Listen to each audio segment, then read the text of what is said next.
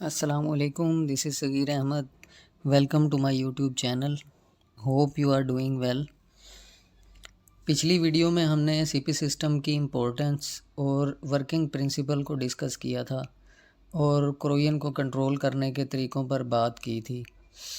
असल में CP system का मकसद मेटेलिक सरफेस पर लोकल एनोडिक और कैथोडिक एरियाज़ को ख़त्म करना है, क्योंकि उनकी वजह से मेटल पर पोटेंशियल डिफरेंस होता है और क्रोयन करंट फ़्लो होती है।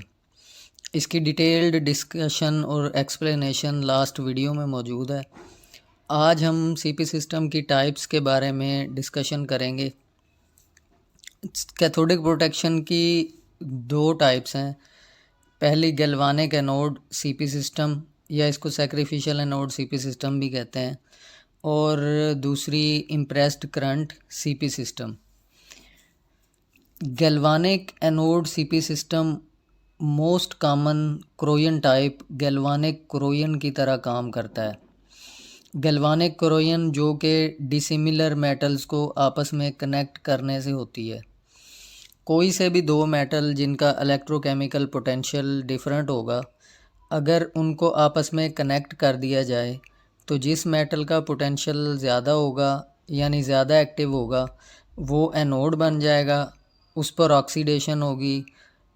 जिस मेटल का पोटेंशियल कम होगा वो नोबल होगा और वो कैथोड बन जाएगा।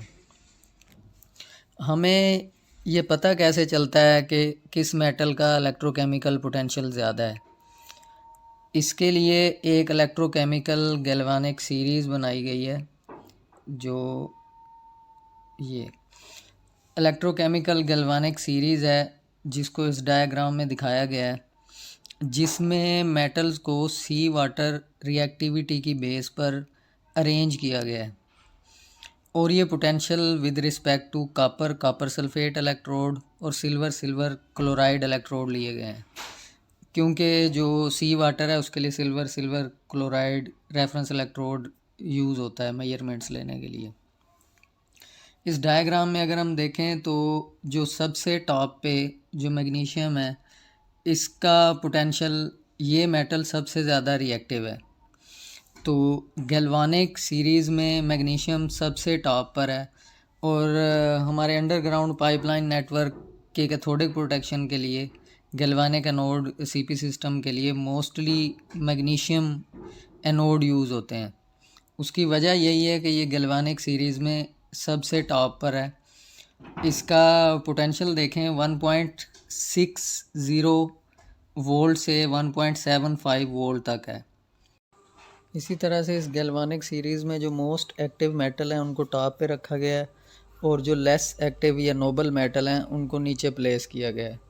यानी कि इस सीरीज़ में जो सबसे एक्टिव मेटल है वो मैग्नीशियम है और उसके बाद जिंक है, एलुमिनियम है, फिर इसी तरह से ये मेटल की पूरी सीरीज़ है। इस सीरीज़ में अगर कोई से भी दो मेटल को एक वायर के थ्रू आपस में कनेक्ट कर दिया जाए तो जो मोर एक्टिव मेटल होगा वो एनोड बन जाएगा और उस पर डिग्रेडेशन होगी और वो सेक्रीफाइस करेगा, और जो लेस एक्टिव या नोबल मेटल होगा वो कैथोड बन जाएगा और वो सेव रहेगा।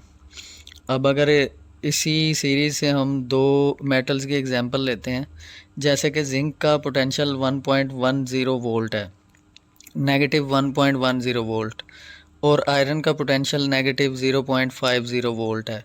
अगर हम इन दोनों मेटल्स को एक वायर के थ्रू कनेक्ट कर देते हैं तो क्योंकि जिंक का पोटेंशियल ज़्यादा है तो जिंक सेक्रीफाइस करेगा और आयरन सेव रहेगा। गैल्वनाइजेशन ऑफ आयरन इसी तरह से होती है। Dissimilar metals higher energy metal in electrochemical series will become anode. जो एक्टिव मेटल हैं वो एनोड बन जाएंगे। Lower energy metal in electrochemical series metal will be cathode. जो लोअर एनर्जी मेटल हैं इस सीरीज़ में वो कैथोड बन जाएंगे। इंस्टॉल किया जाता है जहाँ पर स्ट्रक्चर की गैल्वेनिक एनोड सीपी सिस्टम में एक्टिव मेटल एनोड को एक इंसुलेटेड वायर के थ्रू नोबल मेटल कैथोड से मिला दिया जाता है, जिससे एक्टिव मेटल पर डिग्रेडेशन होती है और नोबल मेटल सेव रहता है। एक्टिव मेटल सेक्रीफाइस करेगा और कंज्यूम होगा। यहाँ पर गैल्वेनिक एनोड सीपी सिस्टम को दिखाया गया है। यहाँ पर गैल्वेनिक एनोड को बग़ैर टेस्ट पॉइंट के डायरेक्टली कनेक्ट किया गया है पाइपलाइन के साथ, जो कि एक रॉन्ग प्रैक्टिस है।